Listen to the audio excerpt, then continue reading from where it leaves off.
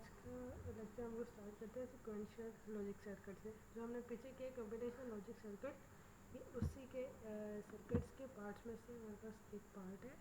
जो हमारा second option है, जो सेकंड पार्ट है हमारा sequential logic circuit. Sequential logic circuit हमारा कॉम्बिनेशन सर्किट की तरह ही होता है, लेकिन इसमें थोड़ा सा डिफरेंस आ जाता है। कॉम्बिनेशनल सर्किट क्या होता है, आपकी जो आउटपुट है वो कम्प्लीटली प्रेजेंट इनपुट जो उसमें हम लोग इंसर्ट कर रहे होते हैं उस पर डिपेंड कर रही होती है। उसको किसी भी पास्ट आउटपुट या जो पहले से काम हुआ उससे कोई भी कंसर्न नहीं होता। लेकिन सिक्वेंशियल सर्किट में क्या करते हैं, सिक्वेंशियल सर्किट में आपकी जो पहली एक आउटपुट आ जाती है हम लोग उसको मेमोरी में स्टोर कर लेते हैं। फिर जब नेक्स्ट कोई भी प्रोसेस परफॉर्म करते हैं तो हम लोग उस आउटपुट को भी एज एन इनपुट दोबारा से इंसर्ट कर देते हैं सर्किट के अंदर। ठीक है, मेन डिफरेंसेस में बस ये है कि हम लोग इसमें जो पास्ट आउटपुट्स हैं जो पहले से हमने क्या काम किया होता है उसे मेमोरी में स्टोर करते हैं, उसे अगेन यूज़ कर सकते हैं एज ए इनपुट। अब जो स्टोर करेंगे वो मेमोरी ब्लॉक के अंदर होंगे, जो उसे अगेन यूज़ करने का प्रोसेस है उसे हम लोग कहते हैं फीडबैक। कि हमें पुराना जो प्रोसेस हमने जो लास्ट काम किया था उससे हम लोग फीडबैक ले रहे हैं कि वो किस तरह उसकी इम्प्लीमेंटेशन रही है। ठीक है, आप लोग इसकी सारी एक दो इसकी जो है सारी रीडिंग कर लेना। अब जो बाइनरी इन्फॉर्मेशन होती है वो किसी भी आपको बता दें कोई स्टेट के अंदर सिक्वेंशियल सर्किट के अंदर स्टोर होते हैं, किसी भी फॉर्म के अंदर होते हैं और बाइनरी 1 0 के फॉर्म में होती है। यहाँ पर एक इसकी डायग्राम आ गया, ब्लॉक डायग्राम। कॉम्बिनेशन सर्किट में भी हमारी ब्लॉक डायग्राम होती थी। दरम्यान में एक स्क्वायर के फॉर्म में या रेक्टेंगल के फॉर्म में हमारे पास एक ब्लॉक होता है। उसकी एक साइड के ऊपर हमारे पास इनपुट है, दूसरी साइड पर आउटपुट है। ठीक है, इतना तो हमारा कॉम्बिनेशन सर्किट ही है। जिसमें मेन एडिशन हो रहा है आपकी क्या हो रहा है, जो आपके आउटपुट्स हैं उन्हें हम लोग मेमोरी एलिमेंट्स के अंदर यानी जो आपके मेमोरी ब्लॉक है ना उसके अंदर उसे स्टोर कर देते हैं। फिर फर्दर जब नेक्स्ट प्रोसेसिंग कर रहे होंगे तो वो आपकी आउटपुट हम लोग दोबारा से एज एन इनपुट सर्किट को पास कर देते हैं ताकि आप उससे भी कोई ना कोई इन्फॉर्मेशन जो है वो ले लें। अब जो सिक्वेंशियल सर्किट के अंदर अब कैसे पता चलेगा हमने इनपुट्स और आउटपुट्स को किस तरह मैनेज करना है। ये एक तो इसकी इंटरनल स्टेट है, दूसरी इसकी ना इसकी क्लासिफिकेशन कर दी जाती है। जो आपके सिक्वेंशियल सर्किट है इसकी दो मेन क्लासिफिकेशन की जाती है।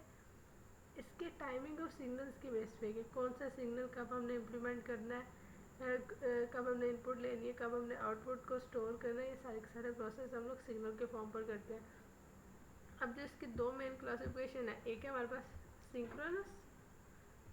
सिंक्रोनस सर्किट, ठीक है, और दूसरा हमारे पास एसिंक्रोनस सर्किट। सिंक्रोनस सर्किट क्या करता है, is system whose behaviour can be defined from the knowledge of its signal at discrete instants of time.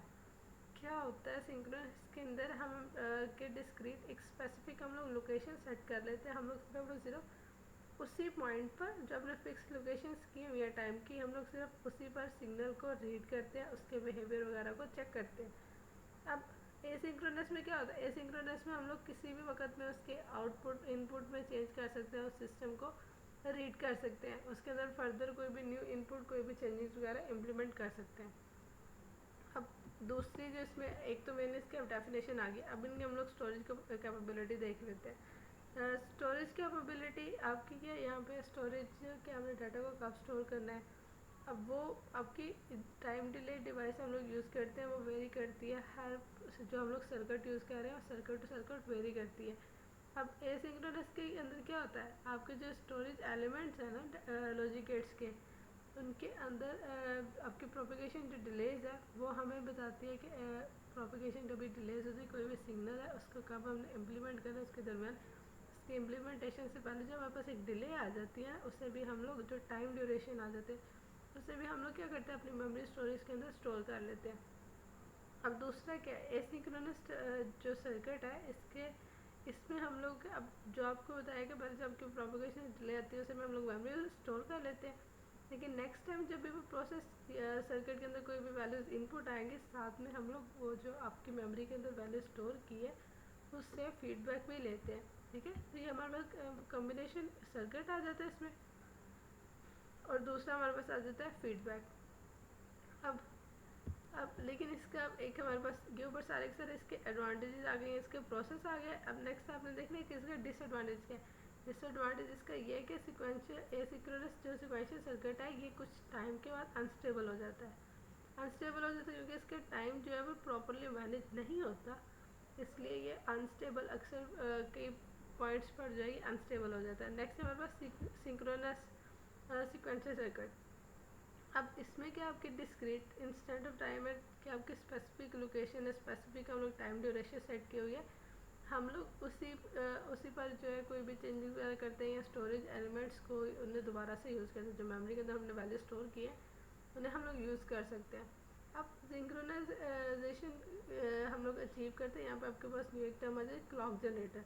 अब इसके अंदर हम लोग क्लॉक का एलिमेंट यूज़ करना है। क्लॉक इसमें क्या, क्लॉक बिल्कुल जैसे आपकी डेली रूटीन है ना, डेली रूटीन में आपकी क्लॉक हम लोग यूज़ करते हैं अपनी एक डेली रूटीन को सेट करने के लिए। एक हर कोई भी आपका टास्क है उसे एक टाइम या ड्यूरेशन असाइन करने के लिए इस पर्पज के लिए यूज़ करते हैं। अब इसमें क्या होता है, इसमें हम लोग यूज़ करते हैं क्लॉक को यूज़ करते हैं ये बताने के लिए कब हमने जो अपनी की मेमोरी के अंदर वैल्यू स्टोर है उसे हमने कब यूज़ करना है। अब इसको सिंपली क्लॉक भी लिख सकते हैं, CLK से भी जो है वो रिप्रेजेंट कर सकते हैं। अब ये पूरे सिस्टम के अंदर क्लॉक के अंदर आपकी जिस तरह आपके डिस्क्रीट सिग्नल होते हैं ना, डिजिटल सिग्नल हाई और लो और 1 और 0 के फॉर्म के अंदर डाटा होता है, इसी तरह क्लॉक के अंदर भी आपका जो डाटा है वो इसी फॉर्मेट के अंदर हमारे पास मौजूद होता है। क्या करते हैं, आपकी मेमोरी के अंदर डाटा को स्टोर करते हैं तब जब सिर्फ और सिर्फ इसकी जो पोजीशन होगी क्लॉक के अंदर सिग्नल की वो हाई होगी। अगर वो पोजीशन हाई है तो हम लोग क्या करेंगे, उसका डाटा को स्टोर कर लेंगे या उसे यूटिलाइज कर सकते हैं।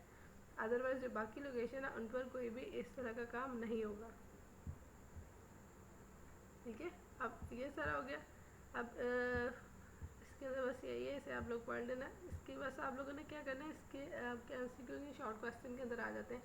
बाकी जो मेनली आपका पेपर आता है ना प्रैक्टिकल पॉइंट ऑफ व्यू से आता है, लेकिन कुछ पता नहीं हो सकता अगर उन्होंने अपना कोई माइंड वगैरह चेंज कर ले तो अगर पेपर पैटर्न चेंज कर लेते, बट मोस्टली आपके लास्ट पेपर में सारे के सारे प्रैक्टिकल पॉइंट ऑफ व्यू से ही आए हैं।